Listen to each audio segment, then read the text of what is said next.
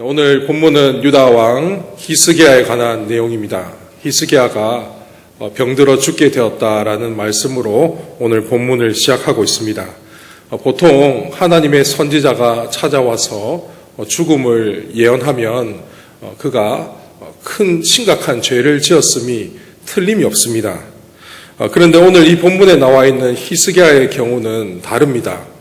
열왕기하 18장 5절 말씀을 보시면은 성경은 히스기야 왕을 다윗 왕 다음으로 정말 경건했던 신앙이 좋은 왕으로 평가하고 있기 때문입니다.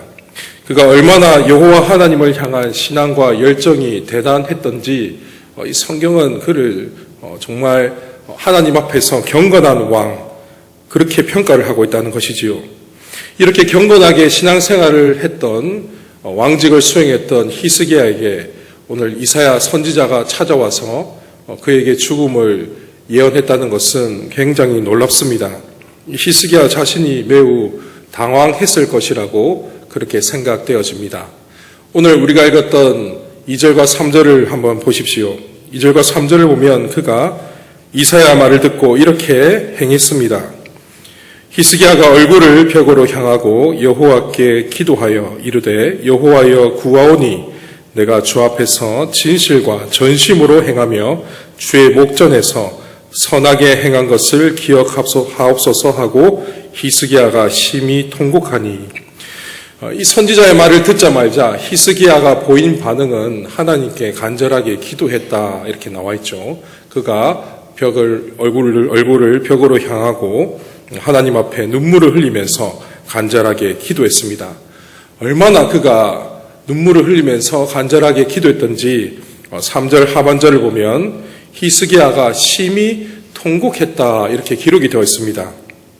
그는 하나님 앞에 정말 간절하게 기도했는데 그 기도의 내용을 보면 평소 그가 하나님 앞에 경건하게 왕직을 수행했다는 것을 하나님 앞에 말씀하고 있습니다.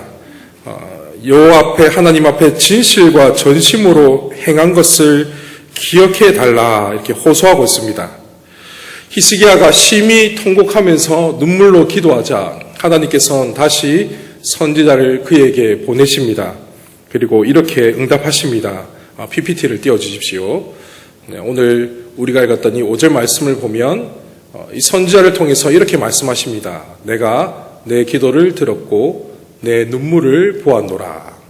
그러니까 하나님께서는 히스기야의 기도를 들으셨고 또 눈물을 보았다 이렇게 말씀하십니다. 우리도 그렇죠. 우리도 눈물에 굉장히 약합니다. 그런데 하나님도 마찬가지인 것 같습니다.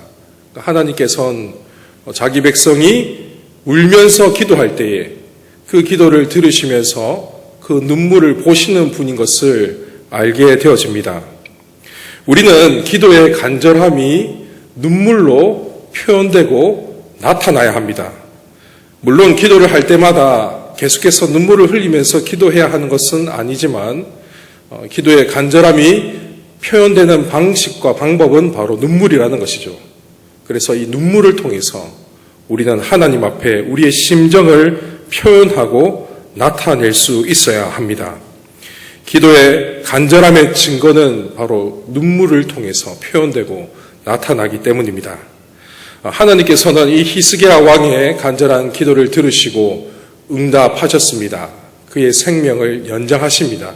15년을 연장하실 것을 말씀하시고 또 아수르의 손에서 유다를 구원할 것을 말씀해 주십니다. 오늘 우리가 읽었던 이 말씀 6절을 보면 우리는 지금 히스기야가 처한 상황이 어떤 상황인지를 알게 되어집니다. 지금 처한 상황은 국가적 위기의 상황이라는 것이죠. 아수르가 쳐들어올 그러한 상황에서 하나님은 선지자를 보내어 그에게 죽음을 예언하십니다. 정말 심각한 상황이죠. 나라가 이제 곧 패망할 그러한 위기의 순간에 있습니다. 그러한 상황에서 또 하나님은 히스기야에게 개인의 고난을 허락하십니다. 그 고난이 무엇이죠? 이제 곧 죽게 될 것이라는 겁니다. 병들어 죽게 될 것을 말씀하십니다. 사랑하는 성도 여러분, 이해가 되십니까? 평소 경건하게 왕직을 수행했던 히스기야에게 이런 고난을 허락하신 하나님이 여러분 이해가 되십니까? 나라가 중대한 국가적인 위기의 순간을 맞이하고 처한 가운데 거기다 이 히스기야 개인에게는 병이 들어서 죽게 될 것을 말씀하십니다.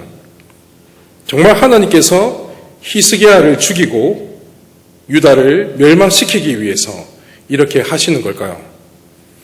하나님은 히스기야를 죽이고 유다를 멸망시키기 위해서 선지자를 보내신 것이 아닙니다. 왜 하나님께서 국가적 위기 상황 속에서 히스기야에게 큰 시련을 주셨냐라면 이것은 앞으로 다가올 위기에 대비해서 그가 더욱더 하나님을 철저하게 의지하게 하기 위해서 시련을 주신 겁니다. 국가적인 위기 앞에 그가 정말 하나님만을 의지하고 하나님 앞에 매달리게 하기 위해서 간절하게 기도하게 하기 위해서 이렇게 큰 시련을 허락하신 겁니다. 그렇기 때문에 우리가 오늘 이 본문을 읽으면서 이 히스기야가 병이 낫는다, 생명이 연장된다 이런 식으로 성경을 읽어내는 것은 사실 핵심에서 벗어난 이해라고 말할 수 있습니다. 이것이 그렇게 중요하지 않다라고 저는 생각되어집니다. 하나님은 전능하신 분이시기에 히스기야 왕의 병을 충분히 치료할 수 있는 분이십니다. 하나님께서 이 사건을 통해서 그에게 시련을 주시고 원하시는 바가 뭐냐 이게 중요하다는 것이지요. 인생의 갈림길에서 국가적 위기 순간에서 다른 무언가가 아니라 철저하게 하나님만을 의지하는 것 이것이 하나님께서 원하신 거라는 겁니다. 고린도후서 1장 8절 말씀을 보시면은 방송실 띄워주십시오. 바울이 전도 여행 가운데 그가 겪었던 고난에 대해서 이렇게 말했습니다. 제가 한번 쭉 읽어보도록 하겠습니다.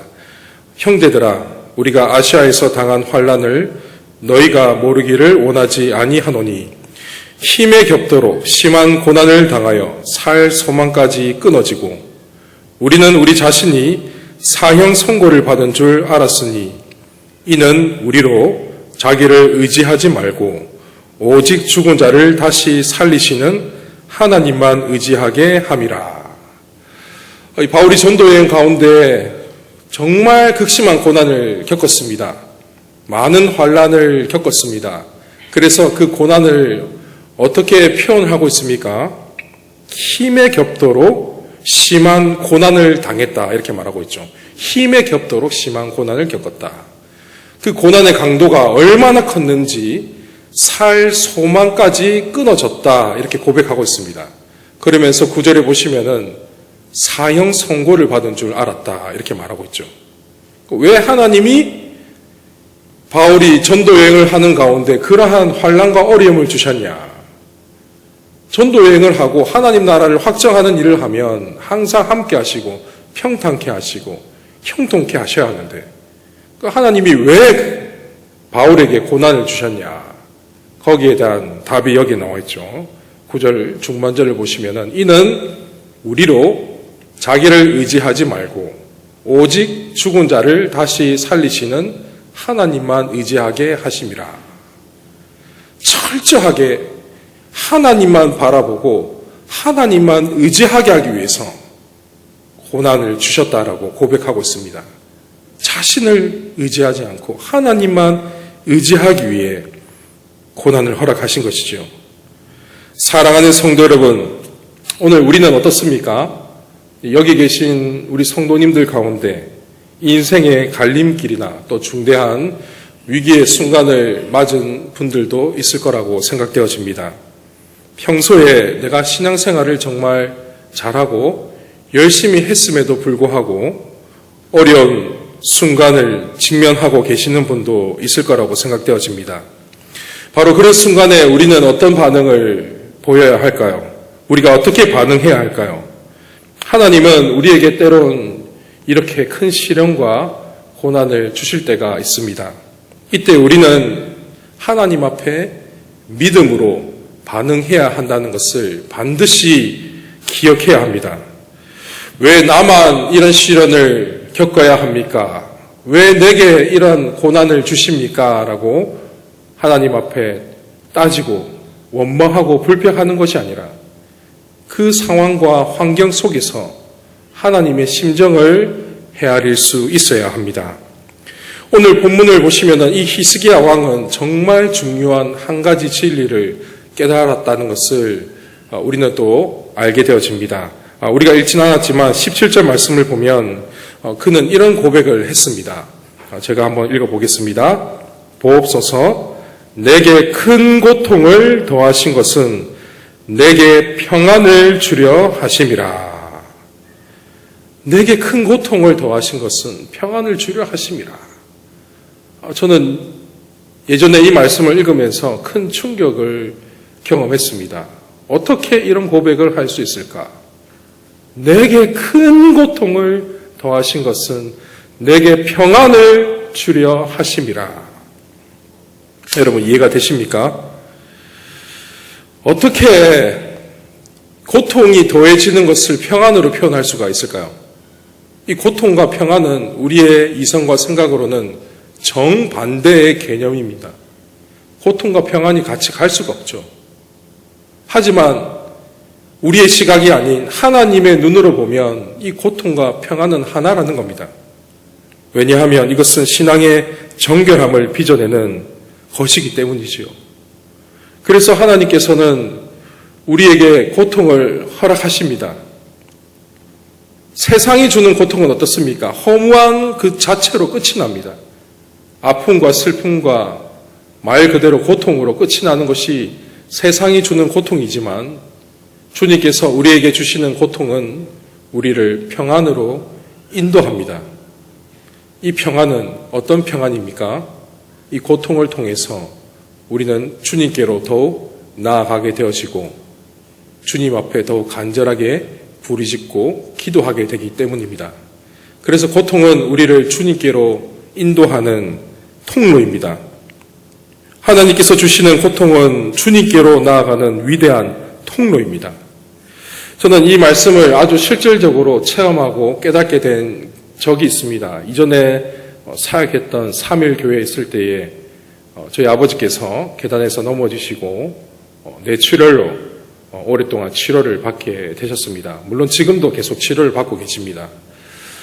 평소에 또 보험에 가입을 하지 않아서 아버지 치료비가 너무 많이 나와 가족들이 분담을 하게 되었는데 모든 가족들이 크고 힘든 시간을 보내었습니다. 어머니께서는 지금도 병수발을 드시면서 아버지 곁에 계시고 또 아버지는 계속해서 치료받고 있는 중에 있습니다.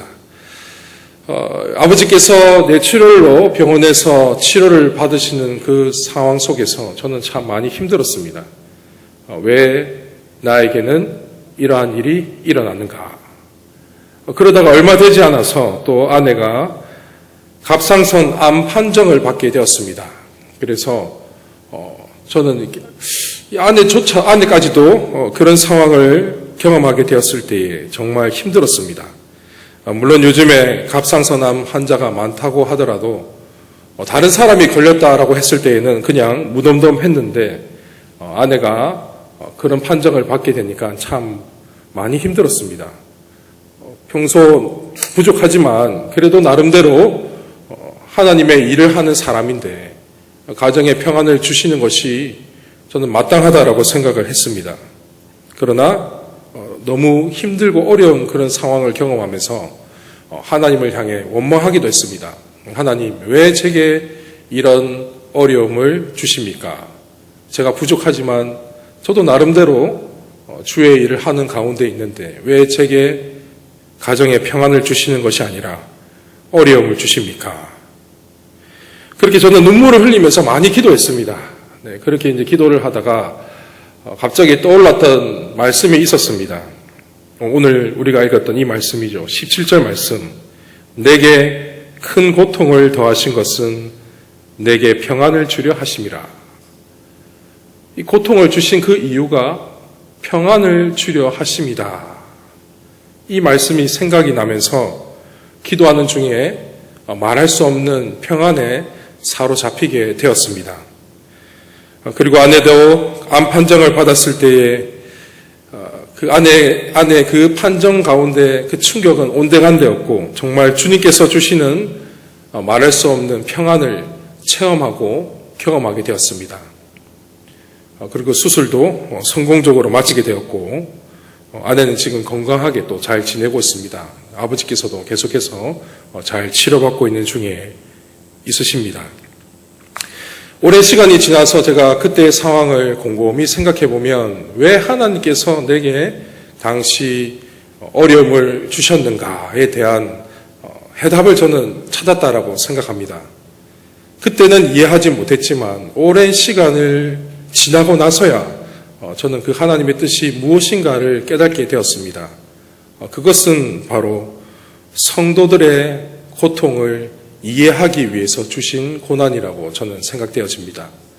얼마나 성도들이 힘들고 어려운 삶을 살아가는지, 고난 가운데 있는 그 성도의 삶이 얼마나 고통스러운지를 깨닫고 이해하기 위해서 하나님께서 주신 고난이라고 저는 생각합니다. 그래서 정말 성도님들을 향해서 기도할 때에 특히 환우분들을 위해서 기도할 때에는 이 일을 겪고 난 후로부터는 제 마음가짐이 많이 변했습니다. 많이 이해하게 되었고 완전히 100% 다 이해할 수는 없지만 그 고통이 얼마나 극심한 고통인지를 많이 공감할 수 있게 되었습니다. 이처럼 하나님은 그렇습니다. 우리에게 단순한 고통을 허락하시는 것이 아니라는 것이죠. 그 고통에는 분명히 하나님의 뜻이 있고 그리고 하나님께서 주시는 그 고통은 우리를 평안으로 인도하는 고통인 것을 여러분 잊지 말고 기억하시기를 바랍니다. 세상이 주는 고통은 허무함으로 끝나는 고통이지만 하나님께서 우리에게 주시는 고통은 우리를 말할 수 없는 평안으로 인도합니다. 혹시 여러분 가운데 극심한 고통에 처해 있는 분이 계십니까? 왜 나만 이런 고난을 겪어야 하냐고 하나님을 향해서 절규하는 분이 계십니까? 나를 하나님의 사람으로 더욱 빚어가기 위해서 하나님 나라와 교회를 위해서 사용하기 위해서 잠시 내게 허락된 고난인 것을 잊지 말고 기억하시기를 바랍니다. 여러분 믿음으로 반응하십시오. 그 믿음으로 반응하는 것은 그 고난과 고통 앞에서 우리가 눈물을 흘리며 간절하게 기도하는 겁니다. 그렇게 기도할 때에 우리 주님은 저와 여러분을 말할 수 없는 평안으로 인도하십니다. 그리고 성도 여러분, 우리는 이 히스기야 왕처럼 기도의 간절함을 회복해야 합니다. 하나님 앞에서 우리 삶의 문제를 두고 눈물을 흘리며 기도한 때가 언제인지 여러분 떠올려 보시기를 바랍니다. 정말 내 삶의 어려움과 문제 앞에서 내가 정말 눈물을 흘리며 기도했던 때가 언제인지를 한번 생각해 보십시오. 우리 하나님은 전능하신 분이라서 모든 것을 하실 수 있는 분이지만 하나님의 일하심은 우리의 기도를 통해서 이루어질 때가 참 많은 것 같습니다. 그러니까 하나님은 우리가 기도할 때 우리의 기도를 통해서 일하기를 원하십니다. 만일 오늘 본문에 나와 있는 이 히스기야 왕이 정말 하나님 앞에 간절하게 기도하지 않았다면 저는 하나님께서 그를 치료하지 않았을 것이라고 생각합니다. 하나님은 참으로 자애로우신 하나님이시기 때문에 자기 백성이, 자기 자녀가 간절하게 기도하면 반드시 그 기도를 들으시고 응답하시는 분이십니다. 여러분, 히스기야의 간절한 부르짖음에 주목하시기를 바랍니다. 오늘 우리가 읽진 않았지만 14절 말씀을 보면 그는 이렇게 기도했습니다. 방송실 띄워주십시오.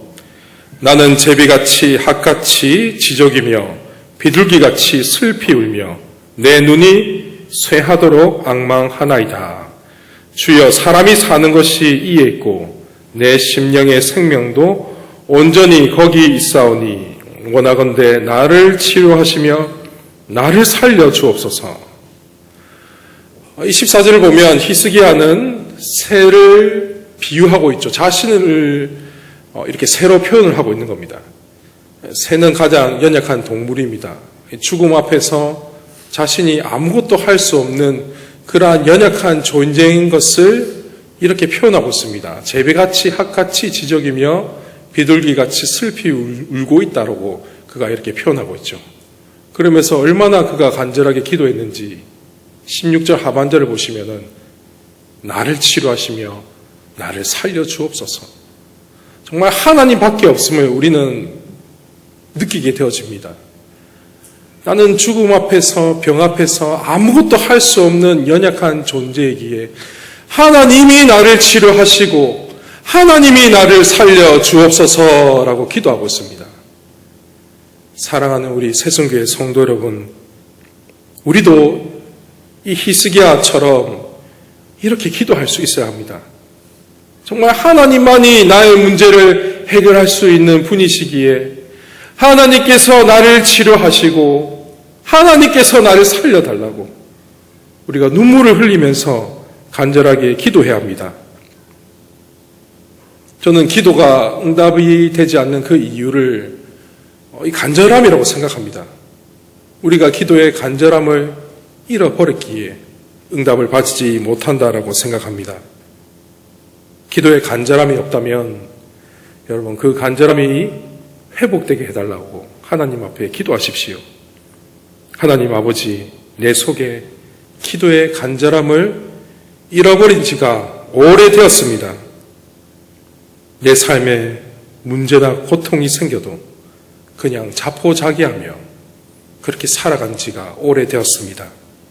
주님께 심히 통곡하며 기도할 수 있는 그런 간절한 마음을 회복시켜 주시옵소서.